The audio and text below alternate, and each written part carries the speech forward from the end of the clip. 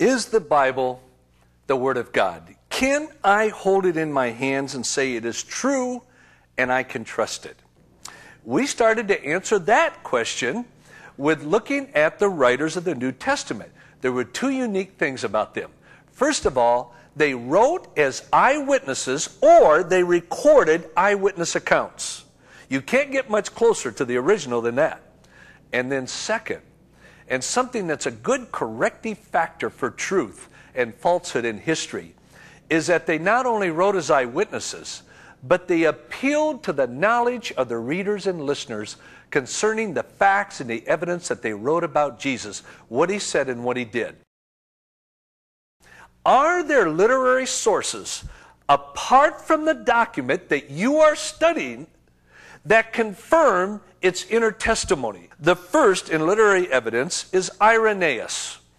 Now, Irenaeus wrote this: "So firm is the ground upon which these Gospels rest, that the very heretics themselves bear witness to them.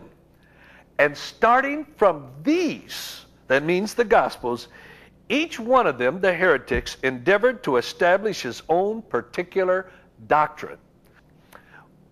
What Irenaeus was pointing out, that back when the New Testament was written, it was so firmly established that this is what Jesus did, this is what Jesus said, that even the heretics themselves couldn't say, wait a minute, Jesus didn't do that. He didn't say that. They couldn't question it.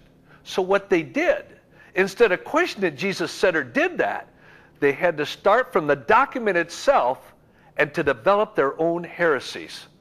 Well, let me tell you, when you get those that disagree with you to do that, it establishes firmly the accuracy of the four Gospels. And then another part of the literary question comes to Eusebius. So you have Eusebius recording Papias, who got this information directly from the Apostle John. And this is what John said: "Mark, having been the interpreter of Peter, wrote down accurately all that he, Peter, mentioned, whether sayings or the doings of Christ. So then Mark made no mistake writing down these things in the exact order that Peter mentioned them. And he paid close attention to this one thing, not to admit anything that he had heard, nor to include any false statement among them." Now, do you see what happened here? Here is Eusebius recording Papias, who got it from the Apostle John, saying that Mark, in writing his gospel, took it directly from Peter, and he was very careful not to add or to admit anything that Jesus had said or done that was mentioned by Peter.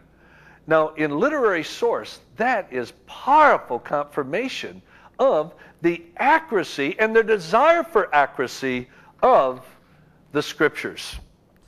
I believe I can hold the Bible in my hand and say it is accurate, it is historically reliable, and it is true.